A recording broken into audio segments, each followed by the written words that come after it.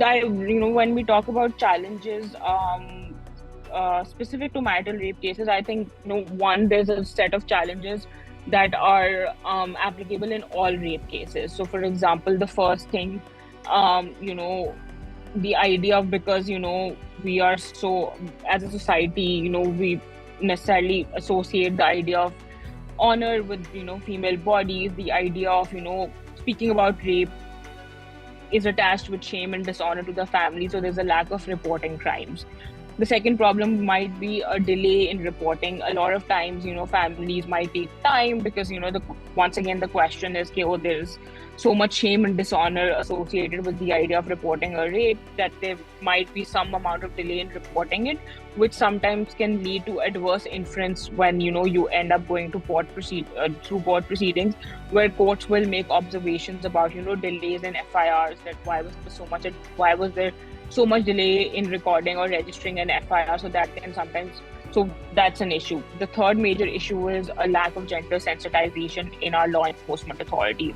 As a woman, if you go to a police station with a complaint of rape, you are faced with very stereotypical patriarchal attitudes. You have, police station, you don't necessarily have female police officers in all police stations who may be who may have received gender sensitization training, or who may have received specific training on how to deal with rape victims.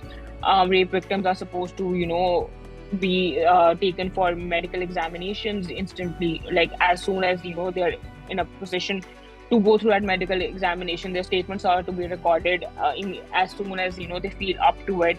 So then, you have a problem. Then comes, let's suppose if, a case ends up in court, you are now dealing with, judges and lawyers, you're dealing with an entire system that's designed to function against women. So women definitely don't feel comfortable going to courts, don't feel comfortable about giving testimonies in open court.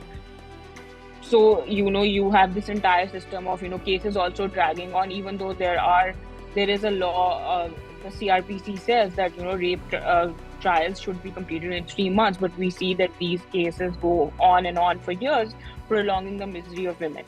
Then we finally come to, even if like the woman has crossed all these hurdles and ended up in court, there is always a question of, getting the family getting pressured into an out-of-court settlement. Now, even though rape is a non-compoundable offense, families will often enter into out-of-court settlements, leading them to not prosecute the case, not come to court for evidence, which means the accused often gets acquitted. Now, these are, this is a brief overview of problems or specific challenges that you have when you're dealing with cases of rape. Now, when you add a further layer of marital rape, the key problem that, and because I think this is one of the main reasons why we don't have a single reported case of marital rape till date, is a lot of women don't necessarily recognize marital rape for what it is, which is a violation of their bodily autonomy, of their consent, of their dignity. They essentially are also, because we've also grown up in this society and we're conditioned to this idea of, sexual submission to our husbands, that they don't see marital rape as a crime or as a crime against them. We recently, we've had some uproar, social media backlash against, depiction of marital rape in a popular TV drama.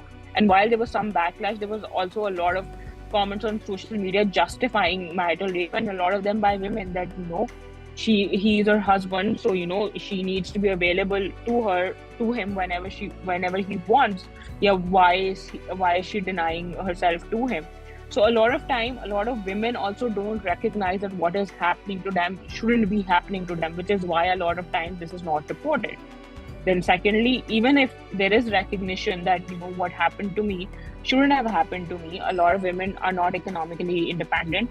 They might not have financial resources to move out. They have families, they might have families who are wholly unsupportive of this idea that, you can separate from your husband, or the families who recognize marital rape for what it is, or, they have children, so, they feel that, this person is the father of my children, I cannot separate myself, so they won't report it. And then finally, if they do end up reporting it, We do not have a specific provision in law that deals with marital rape. So, as I've said before, cases of marital rape often get registered under Section 377 under the sodomy provision. Or most times, if a woman takes a complaint to a police station, the police officers will just try to kind of send her away, saying it's a family matter, we're not going to get involved. So, along with the specific challenges that are that rape victims deal with, there is an added layer of complications that any victim of marital rape might have to also deal with.